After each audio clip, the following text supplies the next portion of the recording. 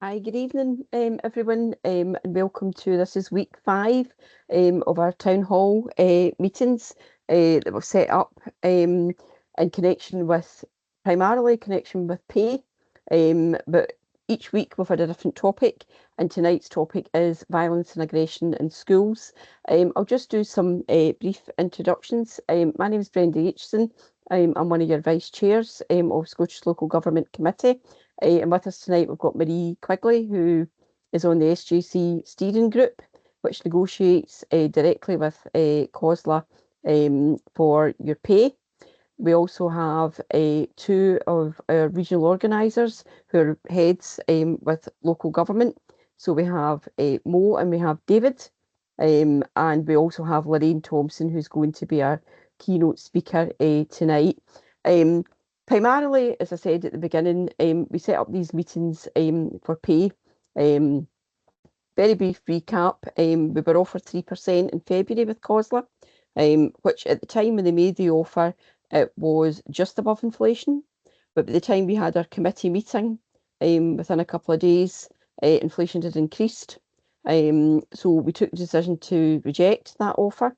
We went out to consultation with your members. You may remember getting an e-ballot, and we had a 93% rejection of that offer.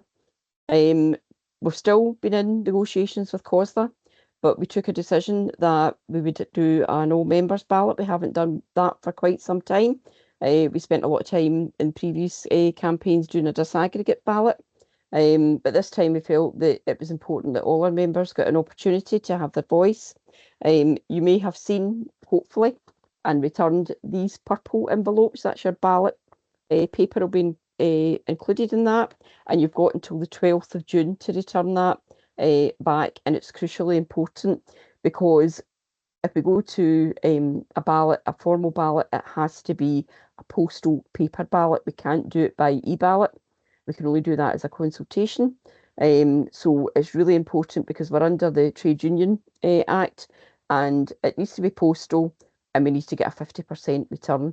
Now, your local government committee is asking you to say yes to both questions, but regardless of that, if you don't feel that that's the way to go for you, please return your ballot paper because it's crucial that we get the 50%. It's really important because it strengthens our position, and when we go in to negotiate with COSLA and hopefully the Scottish Government to increase the pay envelope to get us a decent pay increase. So tonight we'll be able to do some questions and answers. We've been doing that as we go along. But we're delighted that tonight we've got Lorraine Thompson. Lorraine Thompson she wears many hats. She's here tonight as our lead for our Education's Issues group. Lorraine's in the Scottish Local Government Committee. She's a very busy branch secretary, and she's also an NEC member for us in Unison, which is our highest lay committee within Unison nationally. So we're delighted tonight to have Lorraine, and Lorraine's going to give us a talk around violence and aggression in our schools. Lorraine, floor's yours. Good evening, colleagues, and thanks, Brenda, for your kind introduction. So firstly, I'd like to thank you all for taking the time to join us on this evening's online town hall. I'm always delighted to be given the opportunity to address our members across Scotland, particularly because I know of the good work your stewards and your activists are involved in to support members in education and early learning and childcare at both national and local levels. For those of you that I may not have addressed before, I feel it's really important that I give you a brief overview of what it is the Unison Education Issues Group does for members. So education is delivered by a team of staff and not just teachers. Unison Scotland is a key education union, and it's the largest education union in Scotland with members across all local authorities. The Education Issues Group has a published document. That's the ABC for the EIG, and this paper brings together Unison's Scotland's bargaining policy and organising work across early learning and childcare in schools in Scotland. It lays out our ambitions to support the workforce to ensure their skills are recognised, developed and fairly rewarded. The plans are based on the work of the Unison Scotland Education Issues Group, where education activists meet to lead the planning and development of our strategies. So our key aims is ensuring that fair work is embedded in education services, and the fair work key principles that apply are effective voice, opportunity, security, fulfilment, respect of effective voice. And as a lay member and the chair of the Education Issues Group, I'll continue to keep working to ensure that Unison continues to grow in education and delivers for our members. So Unison engages directly with the Education Minister Jenny Gilruth and the Scottish Government via the Standing Strategic Forum on the Future of Scottish Education and the Scottish Education Council. And we also have lay member reps who sit on a variety of Scottish Government working groups. So the key focus tonight is violence in education and early years establishments. And this is a key issue for many employees and one that needs to be organised round and addressed. So Unison Scotland understands that everyone has the right to work in a safe environment and that any act of violence or aggression should be reported.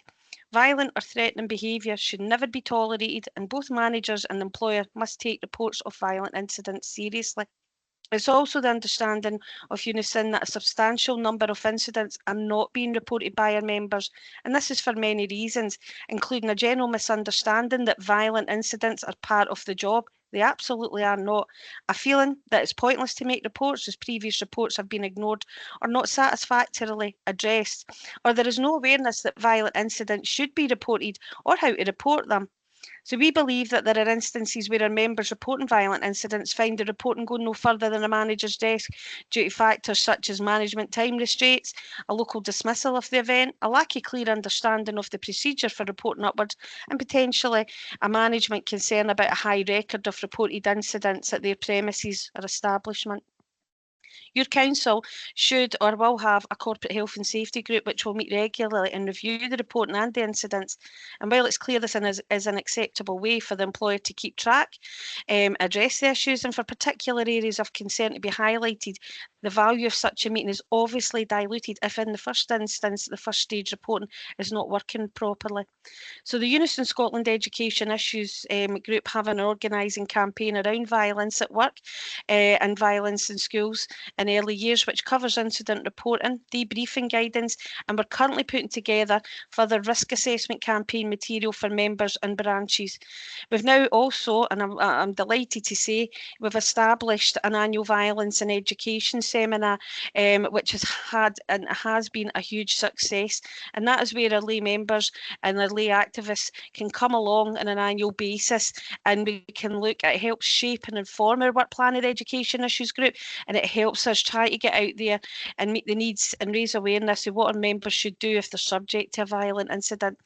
I could go on in this, however, I really want to reassure members that violence in school remains a high priority and a key priority for Unison Scotland. And in relation to our ongoing pay claim and strike ballot, the undervaluing of local government education and early years workers and the erosion of the vital services they deliver to the heart of communities cannot be allowed to continue. The failure to back this pay offer with additional funding is disgracefully disgracefully undervalues our education and early years members, and it undervalues the entire local government workforce across Scotland. So for me, all local government workers are worth more than vague statements and hollow promises, and I would urge all members to please complete and post your industrial action ballot back as soon as possible. A strong response to this ballot is needed to secure a fairer pay deal. I'm happy to take any questions, Brenda. Thanks. Thanks very much for that, Lorraine. Mo, I don't know if I could just see questions, loads of questions popping up. Yeah. Do you want to go through some questions for Lorraine? Yeah, we have a question here from Susan. She works in early years and the level of ASN in the children has more than doubled in the nursery in the last 5 years, putting huge pressure on the staff. How do we get the staffing we need to cope? Absolutely, and you know that comes down to a local government funding campaign. Staffing ratios are not based on what the need is at the front line for that individual child or within that setting. Scottish Government base that funding on a funding formula that is, informed by data. Now we've made this argument. We met with Jenny Gilruth as a subsequence of an invite after she was unable to attend a violence in school seminar, and we've raised these key questions questions with her. So what I can say to you at this moment in time, there were commitments made for us to meet further with civil servants of the subgroups across that. But for me, what I can say is that that's how it's based. We've made the arguments. I was at the STUC. I delivered speeches on staff and resource as well, particularly for the ASN. And we showed them, they know for a fact that the ASN need increases year in, year out. There has never been a decrease in ASN need. It's continually increasing. And because, I mean, we support, we promote the presumption of mainstreaming, but they're not properly funding it. And all I can reassure you is that we're making those key arguments at Scottish Government level, and what we would encourage, and certainly for you in the front line, where you have got staff and resource issues there, and it should all be underpinned by risk assessment. If that risk assessment says, you know, that child needs a 2-to-1 ratio because of their needs and their particular ASN needs or complex needs, dysregulated behaviour, then they should be making sure that the risk assessments are fit for purpose. Risk assessments are not just there for management and not just there for the individual child. Risk assessment should cover staff safety as well, and that is why we're working towards getting a risk assessment awareness campaign out to all members so they know what their rights are, they know what to expect from a risk assessment. And absolutely, I can only speak in terms of my local branch and the branch that I'm the branch secretary for, but we certainly we push the employer to make sure that all staff, particularly support staff, have risk assessment awareness training. Many staff that migrate towards support for learning assistance roles and posts, they've not worked in, you know, with children or in education before. They've maybe came from retail or hospitality, do you know, thinking, you know, that really wanting to come in and build a career working within education, but I may never have seen a risk assessment and have no awareness around about the process, what their responsibility is in regards to the process, and what their employer's responsibility is in regards to risk assessment process. So it's really, really crucial. And as I say, we're hoping to have those materials with branches round about July. That's really one of the key priorities we had for this year's Education Issues Work Plan. I hope that helps. We have another question here from Rosie, a really topical question for this time of the year. My post is PEF funded, and I've been told my hours might be cut if our pay goes up. How can the council get away with that? Rosie, I'm really glad you've asked this because I've just raised this with the local government committee. I'm hearing that from our members at my local branch as well, and I believe they're saying, you know, that this is due to the fact that your pays went up. That, you know, that is not the case. The case is that your pay goes up because you should be rewarded and paid and properly in line with Scottish Government public sector pay policy, and we are the poor relations, by the way, of pay awards in terms of public sector pay. However, I think it's disgraceful that they're using that. That PEF funding is allocated for Scottish Government. Now, Scottish Government allocate that to local authorities, and a lot of it is being used to, you know, resource staff and resource there, particularly support for learning assistant jobs to help kind of meet the needs and the lack of resource they've got through the mainstream local government funding. However, Scottish Government have not increased that. They know they would need to increase that to maintain the levels in terms of staff and resource round about that, and they've kept that static, and now they're using the excuse, you know, and I think it's interesting. I'm hearing it now that we're in the middle of an industrial action ballot to drip out to our members that the reason your hours are cut is because, you know what, you're getting paid too much. Well, that's not the case. You're worth more in terms of services you deliver. The reason that funding's staying static, and I would ask everybody to lobby their local MPs in regards to PEF funding and PEF funding allocation. There'd be no need for PEF funding if education and local government was properly funded by the Scottish Government and met the needs and the rising costs and resource that's needed, and the level of skill that's needed for staff, and the level of responsibility for staff that increases year in, year out. So that's really where we need to be. And I would say we need to encourage our members to raise this, you know, with their MSPs and in terms of PEF funding. And I can assure you, we'll certainly be taking that to, you know, Scottish Government also, and we'll be feeding that in through COSLA as well. We've got another question from Scott. Can I refuse to work with a child that has already injured me and other people in the school?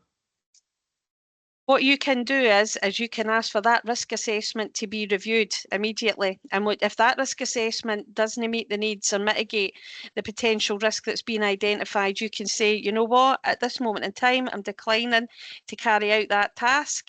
You know, they tend to focus at the child. The fact is, it's about, you know, performing that role and supporting that child, and they try to make it personal. The fact is, until it's safe, then you can actually say, until it's made safe, the risk assessments are reviewed, and actually all staff should be, that's involved, should be part of that risk assessment review process.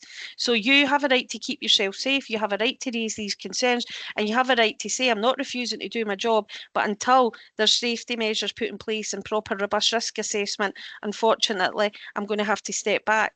You can do that. There's a thing called, and I don't want to get into the legal technicalities, you know, to refuse to do a role of job. You're not refusing to do your job. You're saying it's not safe to do it, and that you've got a legal requirement to make it safe. And that's the best way to address that. But what I would also say is please contact your local stewards or reps for support round about that, so that they're aware that's happening in case you need support in that regards as well. You know, in terms of raising it or in terms of any response you get in that regard. And we have another question from Debbie. What can be done to get parental buy-in to children's education? Is there an apathy or a lack of acknowledgement about their child's behaviour and the impact it has on others? Well, if I've not got a magic wand today, and I mean it depends. It depends on the circumstances. We have, you know, parents that are very much engaged in terms of their child's journey through education and work very, you know, work alongside staff. But there are elements where we have a vulnerability and an element round about chaotic lifestyles, and that does make it difficult to engage in all levels. I mean, I think for me is that going back to the PEF fund, and a lot of posts were put in place in terms of that family support worker role. I know that my local authority certainly put some of them, or parental link officers in place as well. And I suppose the work threads through that. It's really, really difficult, and you're up against it as well, because, you know, in terms of the education has a legal obligation to provide education to that child, but where things go wrong, there's complaint procedures. It can often take long to go through the sort of individual processes round about, you know, the team round about the child, risk assessments, the child's educational plans that are put in place as well, and that's a really hard nut to crack. I mean, you know, support staff really don't engage directly with a lot of parents. It's usually the teacher, and I think better communication and better involvement in terms of better involving support staff, particularly where they're directly working on a consistent basis with an individual child. And as I say, if you're you have a role that you're family link officer or something like that, then you need the support, the whole setting and management behind you on that as well. And I've got another question here from Emily. Can we make personal claims if we get injured by a pupil? You absolutely can. You absolutely can. What you should do is contact your branch right away and ask for a P1, and that's a workplace injury forum. But there's things you need to do to make sure that you've got the information and evidence to support that. So one is incident report it right away. You need to make sure you've got that down and right, and you've incident reported it. The other thing is if you've been injured or assaulted by a child, you have the right to phone the police. Now, nobody wants to criminalise children or young people, but there's an element round about this where you potentially need a crime number to try and support any successful claim as well. And for me, that's what I advise. Your local authority, in terms of their incident reporting, should basically identify that you do have the right to call the police if you've been personally injured or assaulted at work. So the key things are contact your branch, get a P1 form. You really need to consider reporting it to the police as well if you're looking at, to underpin a successful personal injury or workplace claim. And for me as well, well, don't be discouraged from doing that, because the fact is your injuries could last, you know, a few weeks, but your injuries could last a lifetime. And the fact is, depending on your employer's policy, and the mainstream is it's usually 6 months pay and then half pay, that might be the only way that you have to recoup that loss of earnings once you go to half pay. And if it's even longer, after a year, no pay at all, you know. And that's what that's there for. That's what your unions is there for, and your local branches will advise you on that as well. And the questions are coming in thick and fast. We've got another question here from Craig. Can anybody see a risk assessment? I've been told that I'm not allowed to see any risk assessments for the children I work with. You absolutely should be getting sight of those risk assessments for the children you work with. That involves your personal safety as well. Risk assessment process and risk assessment should be transparent. Now, I suppose it's hard for me to engage with in dialogue round about that. And I'd be interested to know why they're saying that you shouldn't, and staff that are, you know, staff that are working directly or carrying out a task or working directly with an individual child should also be feeding into that risk assessment process. These should not be written in isolation in a back office by people who know nothing about that child or the day-to-day challenges that are there or the potential risks. So what they need is they need staff to feed into those. Whatever you do, don't sign off on a risk assessment. You don't get paid at that level. And that's absolutely not your responsibility, but you should be consulted and involved in that risk assessment process as well.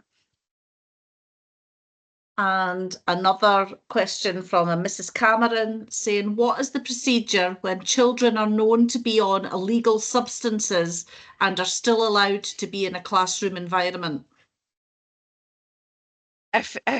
Well, I mean, I can only base, and we had a press release on this a few years ago. If children are on the premises and under the influence of illegal substances, then the parents should be called, perhaps the police. It's not a case of putting a risk assessment there to keep them on the premises. There should be a risk assessment to underpin and that identifies what you do, and in terms of, you know, if that is the case. And all staff should be aware of that and the processes and procedures round about it, from reporting it to what happens next. But for me, it's a huge risk maintaining or keeping a pupil within the school that's on an illegal substance. And so for me, I think it's a case of, you know, that their behaviour is erratic. I mean, they could collapse, all sorts of things. So the risk assessment should really be about, if that's the case, what happens, and there should be a procedure alongside that as well. But ultimately, they shouldn't be having pupils on premises if they're under the influence without contacting their parents either. We've a cluster of questions now around we're being told by management or by the council that violence is just part of the job. Surely that's not right. No, it isn't. But what it doesn't mean is there not the potential there for it, because of the children that you work with and the young people, their needs, particularly around and about, you know, ASN, dysregulated behaviour elements and things like that. There will be that potential. There's a potential for violence from mainstream pupils as well, you know, depending on the circumstances or any given day. What the employer absolutely has the responsibility is to mitigate that in any way they can.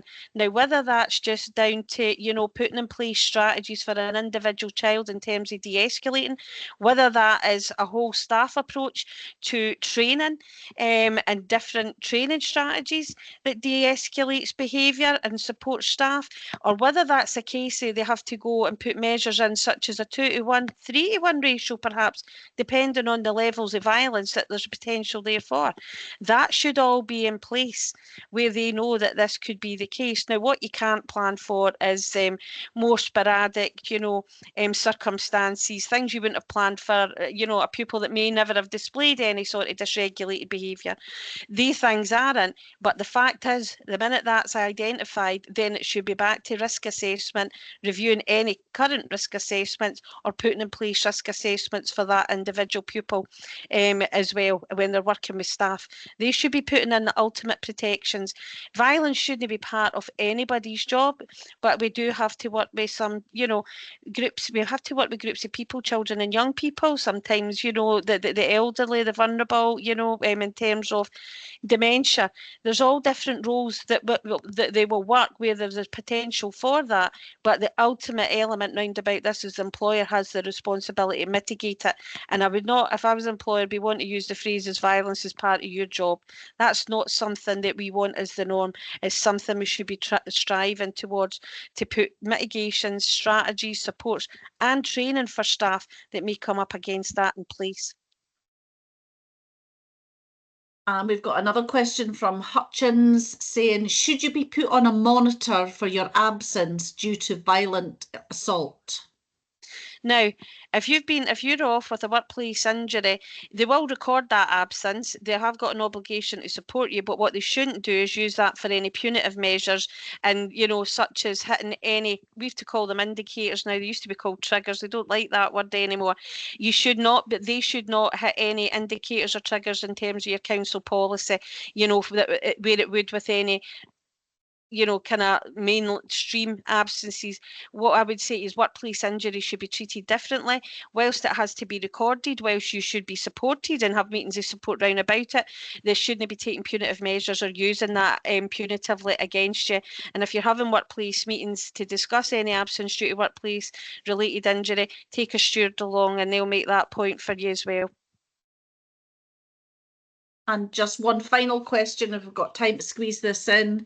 It's from Mary, and she's saying, are there any stats or statistics about how much violence there is in the workplace and why it's increased? I mean, I believe it's increased. It's a whole thing. I would say, I'm not going to say COVID, because violence was increasing before COVID. COVID just, kind of blew that up a lot. And I'll keep this mainstream round about that. Unison carries out a workplace violence survey every year, and we get the statistics back on that. Unison Education Issues Group and branches have template surveys they can carry out at a local level. And what we're looking to do going forward is at the start of next term is maybe carrying out a more wider one directly from the Education Issues Group. So there is stats round about that. It is absolutely increasing. It's not decreased. There's not been a drop.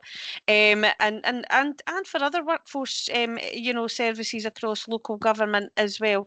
But the reason for that being is that, there's a whole different plethora of things.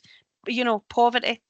You're looking at the cost of living crisis, you're looking at, potential chaotic lifestyles, but you're also looking at children are being identified, year in, year out with different additional support needs in that regards. And I think that it's increasing, it's there. What we haven't got is the resource or the funding, the staff training in place, the ability to release staff during the workday to undertake training to mitigate, that kind of growing concern that we have year in, year out.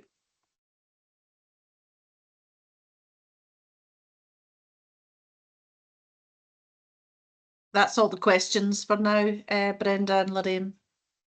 Thanks very much. And what I would say is, if you've got any further questions, you can feed them through your branch. They may have an activist or a rep on the Education Issues Group. So it's always handy to know that if you feed that back into your branch, your education activist or rep, they can also feed that back into the Education Issues Group, and we can support round about any ongoing issues. I'm here tonight, but it doesn't stop, and please don't feel that we're out of reach or out of touch. Get in touch with your branch and they'll give you they'll thread that through to us as well. Thanks, Lorraine. That was hugely educational. And I think the level of questions just shows you just how much interest there is within the educational community and the kind of issues they're facing. But I think also that don't work in education, that just gives you a snapshot of just one area of local government. And I think the key thing that Lorraine had mentioned at the beginning when she was saying about how the importance of us getting properly funded services and properly funded pay, because the work that we carry out across a range of services in education is a key one, is crucial to the health and well-being of our local communities that we all live and work in. So to that end, it's crucially important you return your ballot paper, because that's the best way forward for us to show how displeased we are and how we need to be valued as a workforce. And that's the best way to do it. Unfortunately, we're tied with postal ballot. Use your ballot paper, get it back to us. It's crucially important. It's the only way that we're going to be able to shift the dial, and it gives the negotiators strength if we can get a good result across the line. Next week's meeting, again, 6 o'clock, and it's on job evaluation. That'll be our last one. But just want to thank Lorraine for your time tonight. I know you're incredibly busy, and it was fantastic to hear from you. So let everyone go and get their dinner and do whatever they've got to do, and hopefully see you all back again next week. Thank you.